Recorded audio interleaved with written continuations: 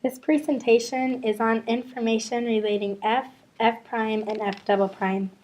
F would be the original graph, f prime would be the graph of the slope of f, and f double prime would be the graph of the slope of f prime. We have chosen a practice AP problem to demonstrate these relationships.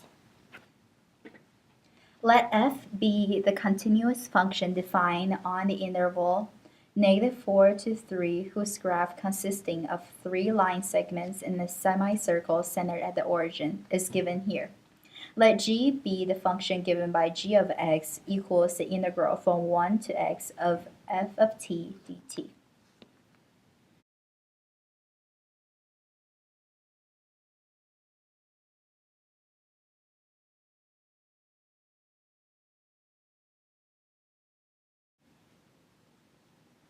Okay, so part A wants us to find the values of g2 and g of -2. So since g of x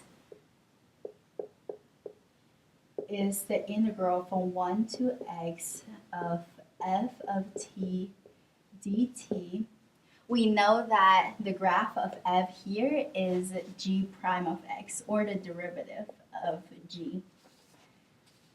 The question of g of 2 wants us to find the area under the curve.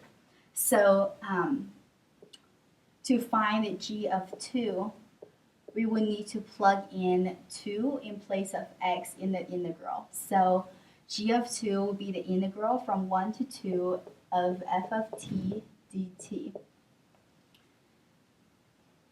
To integrate from 1 to 2, we're finding the area from 1 to 2 on the graph of g prime. So it will be this triangle right here. The area equation to find the area of a triangle is 1/2 times base times height. So the base here is 1 and the height is 1/2. So the area of the triangle is 1/4. Because this area is below the x-axis, we would need for this area to be negative when it is the integral value. So g of 2 equals -1/4.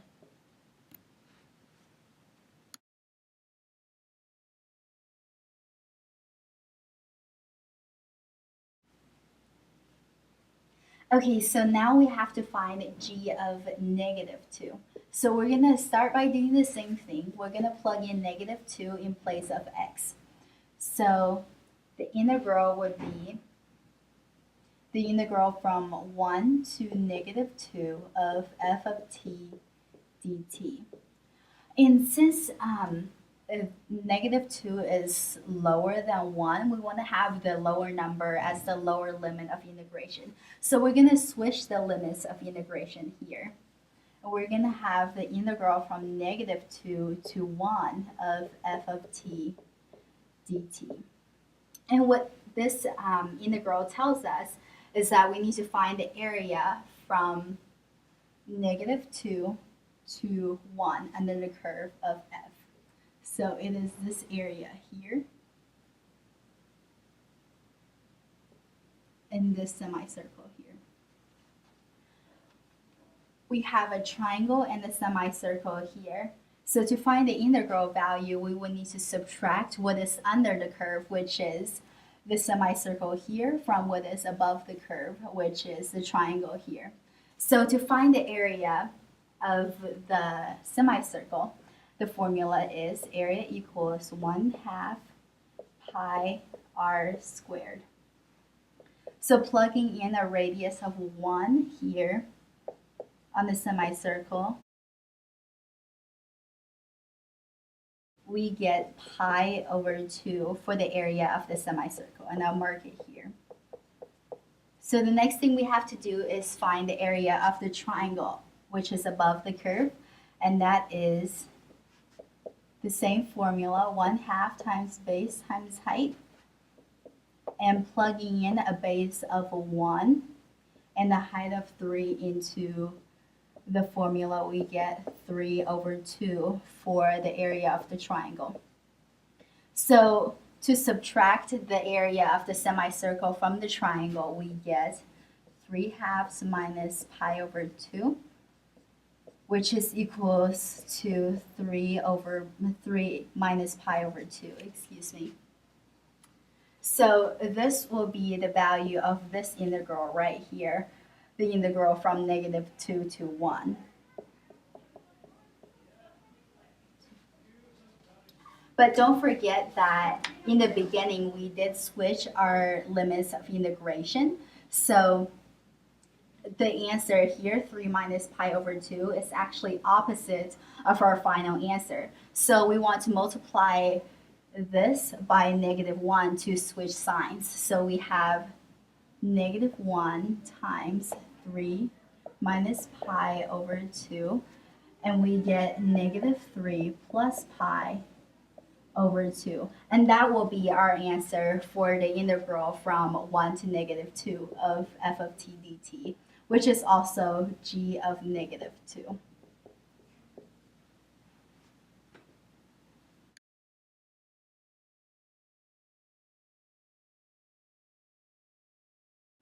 So for part B, we need to find the value of g prime of -3 and g double prime of -3. So we'll start by g prime of -3 here. Since we know that we're looking at the graph of g prime, we can find the value of g prime of -3 by looking at the y value when the x coordinate is -3.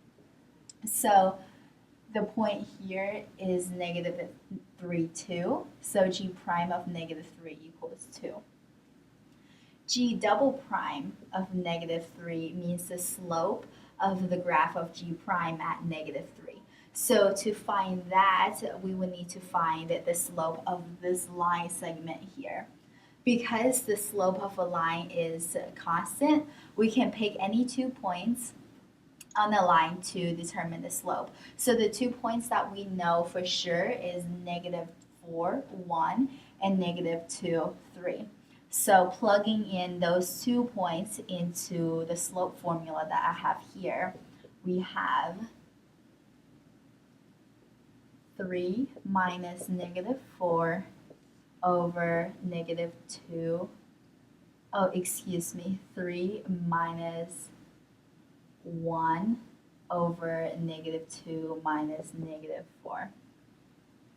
And we get 2 over 2, which is 1. So we know that g prime of -3 equals 1.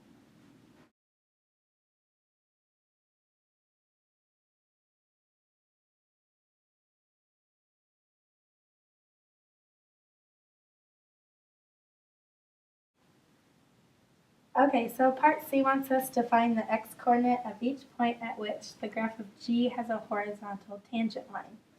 And for each of those points, we want to determine whether G has a relative minimum, relative maximum, or neither of those. So the graph of G will have a horizontal tangent when the slope of G, or in other words, G prime,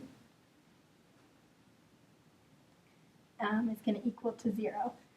So since we already are looking at the graph of G prime here, we can just look at the graph and see when G prime is equal to 0, which we can see is at -1 and 1. So, and 1. To determine if the graph of G has a maximum or minimum at these points, we look for when the graph of G prime either goes from positive to negative or negative to positive. At x equals -1, we can see that it goes from positive to negative. So this means that the graph of G at x equals -1 is going to have a relative maximum. And when we look at x equals 1, we can see it goes from negative to negative. So there's no sign change there, so we know that at x equals 1, there is neither a maximum or minimum.